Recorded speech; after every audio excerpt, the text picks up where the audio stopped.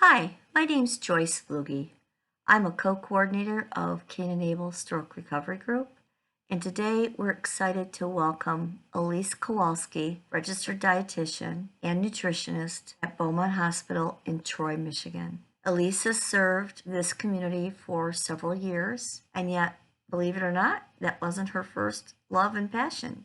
She was an emergency room vet tech for many years and decided to go back to school to become an attorney. And then somewhere along the way, Elise decided to become a nutritionist and dietitian. And all of us in the Beaumont Hospital Troy system are very glad she did. Today, we welcome Elise Kowalski, and she's going to speak to our group about optimal nutrition. Take it away, Elise. Great. Thank you, Joyce. I appreciate you and your introduction. And thank you so much for having me at your support group. This is actually my first nutrition presentation via technology, so I'm learning as well, but I'm very excited to be here. I'd like to talk a little bit about optimal nutrition today. Nutrition is my passion, it's my career, and I just love food, I love eating, and I love talking about nutrition to all types of folks. Thanks again for having me. It's really a pleasure. All right, so the best advice I give everyone, all my patients, no matter what kind of condition they have, is just to eat real food. So you can see that there's two different options here on the screen. So one, we can see a typical aisle of the supermarket, and this is going to be most of the items that are available in the supermarket, and you can see a beautiful aisle of bright colored boxes with food pictures on there. And then on the other side, we can see sort of the outer rim of the grocery store, right? The produce and the meat. So the difference between these two photos is that one side is real food and the other side are what we call food products. A lot of times companies market these products as being convenient, but what I like to encourage people to really think about is if it comes in a box, if it has a nutrition fact label, it's probably a food product. If it doesn't come in a box, and if it's something you can recognize as real food, you're probably pretty good eating that. I like to tell people to think about foods that their grandparents or great-grandparents would have eaten. What would they have recognized as food? And that can be the basis of any healthy diet. When we're talking about what is a healthy diet, what does that mean? And when I say diet, I just mean what you eat every day. It's not a weight loss diet or any specific plan. What does a meal look like? You know, what does a regular food, real food meal look like? So this is a great example. You want half your plate to be some non-starchy, delicious vegetables of all kinds of colors, types. You know, we're coming up on some really great harvests here in Michigan. I know we've had a few early spring veggies that we've enjoyed. And these things provide a lot of nutrients and they're delicious. They're great for your body. They don't have to be, you know, just steamed broccoli or just plain lettuce with salad and sort of humdrum. There's lots of options as far as adding veggies in really tasty ways. So we've got half the plate would be veggies, and then the other half of the plate would be sort of divided up in between your starch and your meat. So I can only see a few people's screen on the side here. Let me see if I can open it up and see a few more people. All right. People, if you want to wave your hand or raise your hand if you think that some of your meals already look like that. Just like a starch, protein, and a vegetable. Do you guys kind of have dinners like that? Anybody? You can just raise your hand or wave. Yeah, okay. Because I know it's sort of a popular style of eating, but it makes it really easy to sort of plan your meals and think about what can I do to make my diet a little bit more balanced. And then we have, of course, some delicious fruit. on the side as a treat, and some of the best fruits for us are going to be berries. And I know we just ended the strawberry season, but I think we're coming into blackberries. And I know my mom told me up in Lexington they're having some mulberries show up. And then of course we have some dairy as well, milk, yogurt, that kind of thing, as you prefer. All right, so like I talked about, adding a lot of vegetables. Who likes vegetables? Anyone? Yes. Anyone besides me? You can raise Yes. your hand. Somewhat, sometimes. Depends. Yeah, so like I said, it doesn't have to be just a steamed plain broccoli, right? We can do lots of things with vegetables. We can saute them, we can grill them, we can put a lot of olive oil on there, a lot of seasonings, a lot of herbs. We can add them to things like omelets. We can grill them. Nice veggie tray with a delicious dip. We can add them to other things. When we talk about doing like a delicious pot roast, we can throw some extra veggies in there. Garden salsa. So that's going to be something I know a lot of folks are probably going to be having just a boom of tomatoes coming up pretty soon. And I know a lot of people like to do fresh salsa. There's a lot of different options to add vegetables. So I would encourage you, when you're thinking about what you're going to eat for breakfast, lunch, or dinner, to think, how can I add a little bit more vegetables to this? What can I do to sort of get those in there? Now, I know breakfast, we sometimes really think about sweets for breakfast, right? So outside of like omelets or sausage, a lot of times we're having cereal, we're having bagels, we're having danishes, oatmeal. Sometimes adding in a vegetable might be somewhat of a challenge. But what you can do is, sometimes people that eat oatmeal, they could do a little shredded zucchini in there or a little shredded carrot. Think about something like a zucchini bread. It doesn't always have to be sort of a savory vegetable, but certainly adding them into your omelet is a great option as well. In other cultures, tend to eat different things. Other cultures might be more accustomed to eating vegetables or leftover vegetables for breakfast. So I encourage you to try that.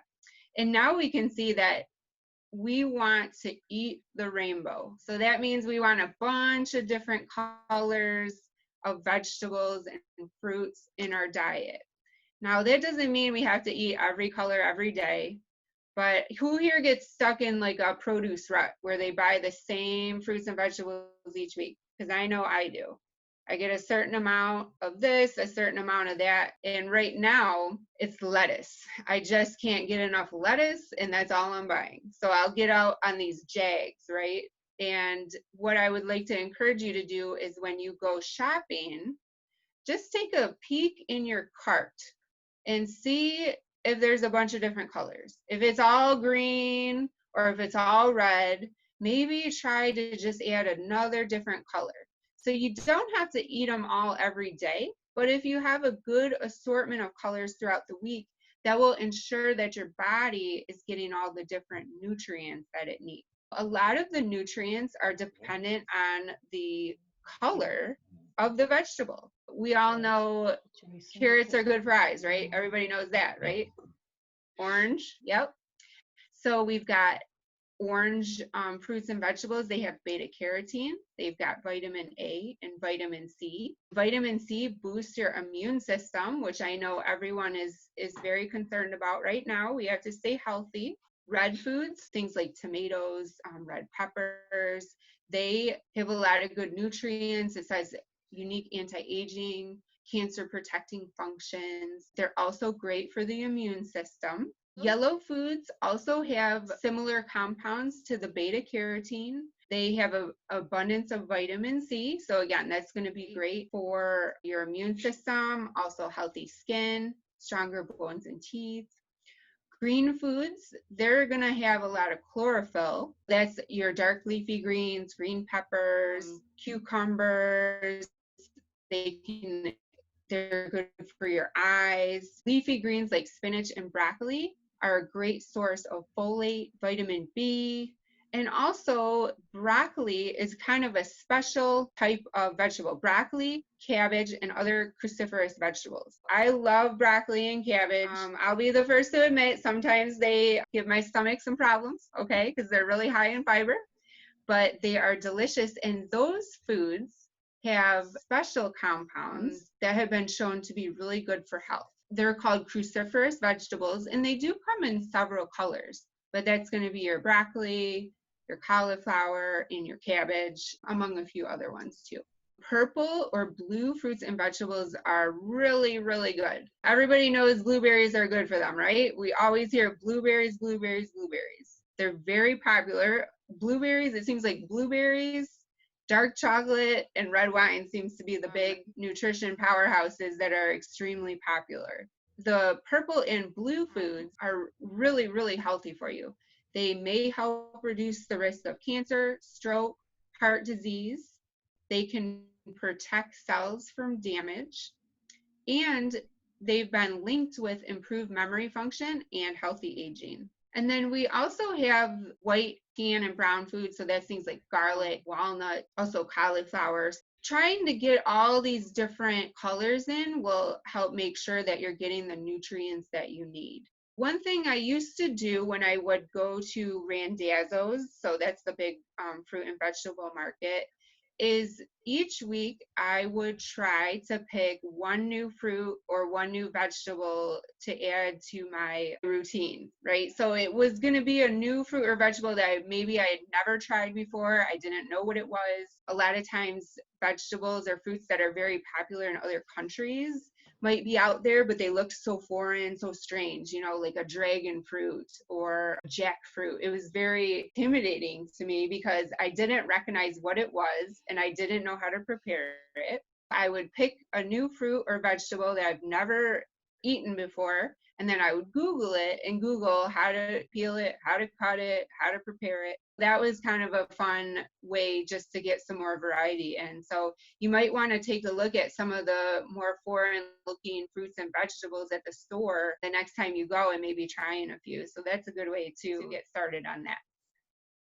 All right, so let's talk about fat. Who remembers the 90s? Low fat, right? Everything fat free, everything reduced fat. I'm very pleased to say that we are coming out of that. I think we're past the low fat recommendation, and we recognize that a lot of fats are good for us. When I say healthy fat, I'm talking about things like avocados, nuts, olives, olive oil, salmon. Those are all really good foods that have healthy fats that are great for our body. Omega-3 fatty acids, that's a big buzzword in nutrition as well. I'm sure you've all heard of omega-3s. We talk about it like fish oil and nuts. They keep your body and brain, eyes, heart healthy. Good sources of the omega-3 include fatty fish, so that's salmon. Salmon is typically the one that we eat, but any fatty fish is going to have some omega-3. There's also some great omega-3 in ground flaxseed and flaxseed oil. So I know flaxseed is sort of popular in the health foods community, and a lot of people I think might add it to their smoothies. But the important thing about flaxseed is that it's ground up, because if you just eat the seeds, it's not going to really digest. So it's going to kind of pass right through you, if you get my drift, and you're not going to absorb the omega-3. Walnuts and chia seeds also have omega-3, which chia seeds I've tried before. I think that's another one that's sort of in with the health community. I don't eat them on a regular basis, but I think some folks really enjoy them. How much should we really take in? If you're eating fatty fish like salmon twice a week, that's going to meet your needs for omega-3. So that would be sort of the baseline recommendation to make sure that you're getting enough omega-3. All right, I want to make sure that we're getting enough protein. As we get a little bit older, our protein needs actually increase. Now, you always want to check with your doctor to make sure if there's any reason why you would want to avoid a lot of protein, but most of us aren't getting enough protein. Now, if you have issues with your kidneys, you definitely want to speak with your doctor about how much protein you should be eating. But it's important to make sure that you have a protein food at each meal. Breakfast, the classic, of course, would be eggs or sausage or bacon. Those protein foods are very popular at breakfast. A lot of people eat cereals, and I know more of the sort of health cereals now have proteins, a higher protein content, or you can add things like granola or nuts to your cereal that will give you a little extra protein. Of course, milk and dairy is protein as well. But the best sources of protein are going to be animal based, so like eggs, chicken, fish. Those are going to provide a complete protein. Many folks prefer plant proteins as well. So that's things like soy, beans, as well, legumes, rice, grains. They have a little bit of protein as well, nuts and seeds. So those are all options to make sure that you're getting enough protein. Make sure that you have a protein food with each one of your meals. All right, vitamin D, very popular nutrient. It's in the news all the time and they talk about it. They talk about supplements. Vitamin D is essential for bone, muscle, and nerve health. You can get vitamin D from sun exposure, fatty fish, so that's the salmon. Again, salmon is going to be a very nutritious food that covers a lot of bases, or also from fortified foods, vitamin D milk, for example.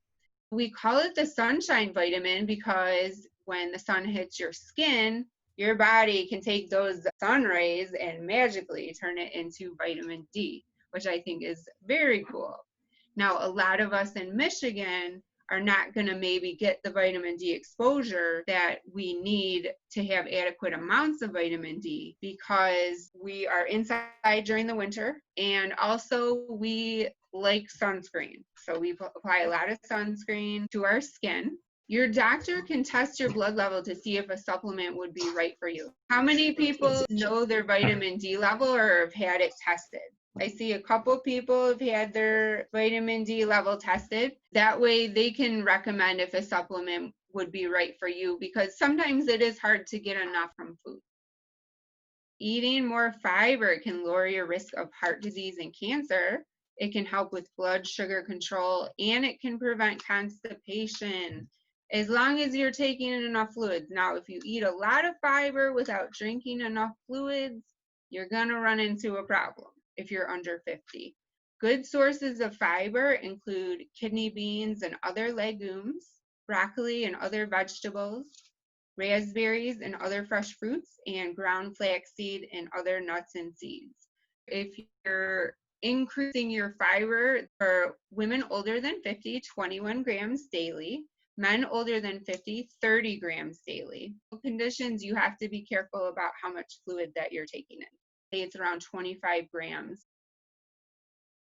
Here we are. Discuss your fluid needs with your doctor. As we get older, our sense of thirst diminishes, and symptoms of dehydration include dry mouth, fatigue, dizziness, and muscle cramp. You want to aim for 8 glasses of water or other beverages per day. Caffeinated beverages should not count towards this goal, and you may need more in hot weather. So make sure you sip often. And again, discuss the needs with your doctor because they might be less or more than the average person depending on what your doctor says. All right, antioxidants. So how many people have heard of those? They're pretty popular. People say, yeah, they say that word all the time, but what does it actually really mean? The antioxidant. It sounds great. It sounds very scientific, but what does it mean? Antioxidants are little special compounds that do something pretty interesting in your body. Who remembers the cell in class with the electron flying around the nucleus? Or the electron flying around the nucleus. Does everybody remember that? Yeah, electrons, right? And each element has its own electron. That's from the atom, not the cell. Each atom has its own little set of electrons. And sometimes when things aren't working properly, an electron can just fly off the atom, right? So we've got this one lone ranger electron that's cruising through space. And what that electron is doing is it's disrupting other atoms. So it's running into this one and bumping one off, and then that one is going to another one. So that electron that is flying around like that is called a free radical. Who's heard of those? I know they say it a lot in the media. Yeah, they say free radical, right? What does that mean? So that's that lone rebel electron. That's called the free radical. So what the antioxidant does is it comes by and it picks up that electron and it just reins it in and it says, nope, you are not going to be flying around disrupting everybody else. You're just going to sit tight. We're going to grab onto you where you're going to stay in our little friend circle. So that's what an antioxidant does. The antioxidants include vitamin C, vitamin E, flavonoids, tannins, and carotenoids. Some good, more sciencey words that sound pretty complicated, but they're just compounds that are good for us. Good sources include cranberries, blueberries, blackberries, artichokes, beans, potatoes, pecans, walnuts, hazelnuts, cloves, cinnamon, oregano, green tea, and of course, the most popular, dark chocolate. Companies love to say how healthy dark chocolate is, and it is good for you. It is good for you. I would recommend if you're going to do dark chocolate that you get a higher percentage if you're able to tolerate that. So dark chocolate is going to have more of the antioxidants and healthy compounds than, let's say, milk chocolate. But I know some people, it's a little bit bitter for some folks. Now, I'll go for a very high raw chocolate, very bitter tasting. So I go right for that. But a lot of people, they can do like 70 or 80% dark chocolate. It's a great way to get a little sweet treat and also get some great nutrition as well. So supplements have not been shown to be beneficial and are not recommended for antioxidants. So we want to make sure that we're eating real foods, that they may contain other types of chemicals that work together that are better than just having the antioxidant on its own. Alrighty, trans fat. Who has heard of trans fats? The bad fats, right? I think New York banned them, right? They were in a bunch of baked goods. Trans fat was created to take the place of saturated fat. So it was created in a lab. And then we found out that it might not be a great option because now we have some health issues related to trans fat. Trans fat are going to be found in baked goods, a lot of baked goods like donuts and pastries. Also stick margarine, which we know that was promoted as being healthier than butter, but now we know we need to stay away from the stick margarine. Fried foods, and other types of baked goods. What you're looking for in the ingredients is partially hydrogenated oil. If you're reading a nutrition fact label and you're reading the ingredients, that's the key word that you're looking for, is partially hydrogenated oil. Because the food companies can do a little trick about the trans fat. So if the trans fat is less than 0.5 per serving, they can list it as 0. If you're eating more than one serving of cookies, which I've never eaten one serving of cookies in my life, I've eaten several servings of cookies all the time, you might be adding up the trans fat a little bit more than you thought because they can say 0. And if you're eating, let's say 12 to 15 cookies like I would, that can really add up.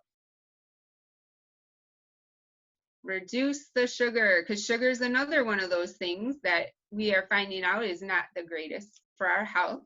Just making some different choices and looking at what can we have instead of something sugary. Now, of course, that first picture, I'm going to want to go for the cheesecake. But if you think about, how many times you're having dessert during the week, the cheesecake might be something on a Sunday. A daily cheesecake might be a bit much. So I encourage you to maybe try some fresh berries, eating the fruit instead of drinking the fruit juice. Fruit juice is kind of like nature's pop.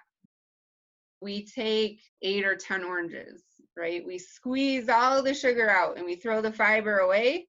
And then we've got this glass of orange juice. It's delicious and thirst quenching, but it's basically 8 or 10 oranges worth of sugar with no fiber. I would encourage you to eat the fruit instead of drinking it. because you can get all those nutrients you need from the fruit, not the juice. And then drinking water, of course, instead of pop. Or some people prefer the little flavored, the sugar-free flavored waters. Some folks just prefer like a diet soda. But just thinking about ways you can cut back on the sugar and maybe adding a little bit more fiber in the process. A lot of companies like to market snacks as healthy. We can see Han Solo over there. He's just a normal guy, right? Space smuggler. So he's just an average healthy human. He's got maybe 5 to 10 grams of sugar circulating in his body at one time. For all of us, that would be about the average. And that works out to be 1 1/4 to 2 1/2 teaspoons of sugar. So that's what's going to be flying in our blood at all times. When you look at how much sugar is contained in different foods, then you think beyond that 1 1/4 teaspoon, how hard does your body have to work to get that sugar level in your blood down? For example, the Yoplait Original, 25% less sugar mixed berry. Now, I would think that's going to be good, right? I think, okay, that's going to be low sugar. That's a good, healthy option. So that actually has 18 grams of sugar in one container, which works out to be about 4 1/2 teaspoons of sugar, which is over double the amount that we're going to have in our entire body circulating. Yogurt is good for us. I would encourage maybe doing a plain yogurt and adding your own fruit or nuts, or look at some of the other options out there, because yogurt does have some really great health benefits. It's got probiotics in there. Who's heard of probiotics? That's another thing. Yeah, little good. Okay, that's good for your gut. There are little buggies in there, little gut bacteria that you can eat, and then it keeps your immune system healthy. I don't know if you've seen the yogurt aisle lately, but it is 100 feet long. They've got all kinds of chocolate and nuts and dessert type whips, yogurts, and all kinds of things that they want to sell as yogurt, but might be closer to a pudding cup or dessert. They want you to say, hey, that's a healthy option. I'm just going to get it. So you can see there's several options of, snacks that are marketed as healthy. My favorite one being the two near the bottom. So the Naked 100% juice smoothie, no sugar added orange carrot. I mean, that sounds so healthy, like it's not even going to taste good. Like that's how healthy it sounds. It sounds like I wouldn't even really want to eat, drink that. But it's got 49 grams of sugar in that one bottle, which is 12 1/2 teaspoons, which is quite a bit. Compare that to something like a soda. And then the second, Nature Mediterranean Medley, which sounds extremely healthy and delicious, in a 5-ounce bag, because let's be honest, I'm eating the entire bag. There are 65 grams of sugar and 16 1/4 teaspoons of sugar, which is a lot of sugar. I would just think, just encourage you to take a look at different things and don't be fooled by the companies that want you to think something's healthy. Just by looking at the packaging, because they have a lot of people that are paid a lot of money to make sure that it looks a certain way. All right, Mediterranean approach. Who has heard of Mediterranean diet? Anyone? Yes. Yep. That's like a popular diet style. Of course, the Mediterranean region is extensive, so it's more than just one piece of the world. There's a lot of different areas, and they have different diet styles. They all kind of share similar features, and I think the most important feature is that most of it is going to be real food. So evidence suggests that the Mediterranean approach may be beneficial for certain conditions like metabolic syndrome, cancer, diabetes, pulmonary disease. They use olive oil as the principal fat. They have an abundance of plant-based foods, so that's going to be your vegetables, your fruits, your beans. They have a moderate amount of fish, seafood, poultry, and eggs. I think another thing to really be aware of too is that also has some lifestyle traits as well. People from that region tend to be physically active. They're enjoying meals with others, which I know is limited right now.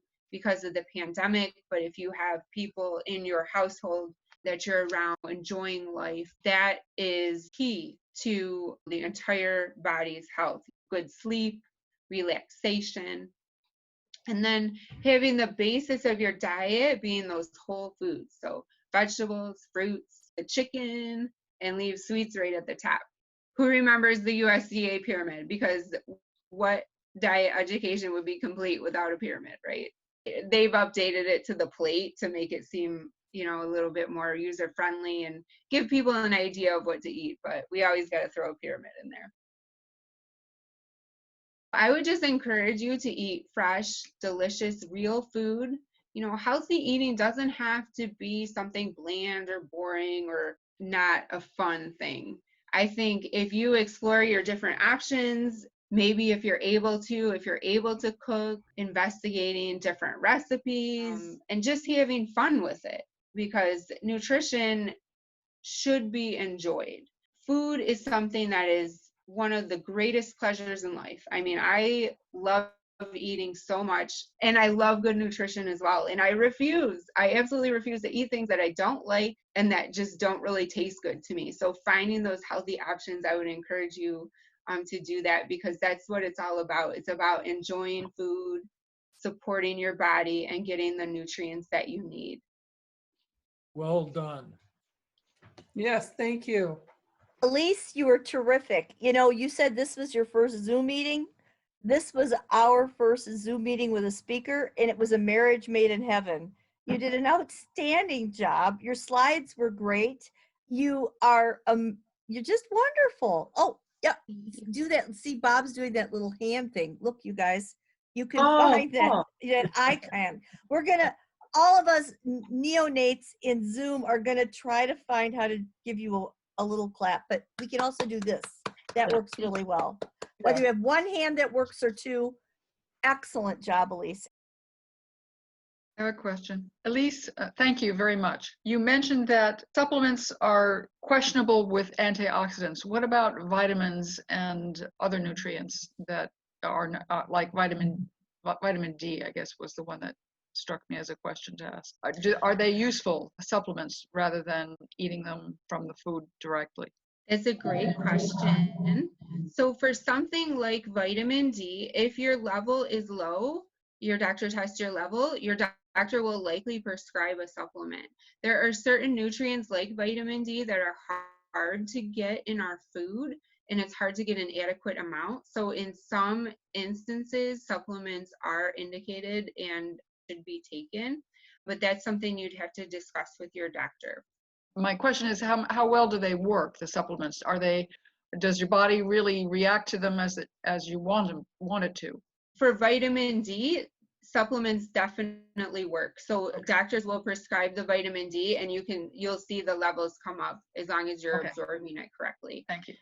Holly, I'm a good example of that. After my car accident with all my broken bones, my levels on D plummeted, and they put me on a really high therapeutic dose in the beginning, and I get tested for that. I've been tested for that every year for 8 years, and my body absolutely responded to that, and I think it really did help me in many ways. So D is a pretty clear-cut one, right, Elise? Or yes, being therapeutic and appropriate, but testing. Some people, wouldn't you say, Elise, they go into a drugstore and say, Susie Jones down the street said, this is a good supplement. I think I'll take this. And then they go to their doctor, and the doctor says, what medications are you on? They forget to tell them the supplements. And I'm sure, Elise, you can emphasize that that's super important. Yes, it is very important because the supplement industry is not regulated by the government. Supplements that you buy over the counter may not contain what you think they are going to contain. They also might contain other things that can be harmful to you because there's really no dedicated safety mechanism for dietary or herbal supplements at the store. So anytime you're interested in taking a supplement, if you need to take a supplement, you should be discussing it with your doctor. I just wanted to warn in a stroke group, if you are on warfarin or Coumadin.